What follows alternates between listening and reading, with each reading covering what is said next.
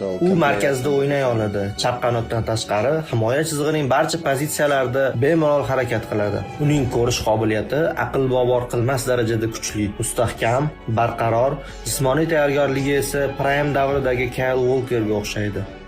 U juda yosh.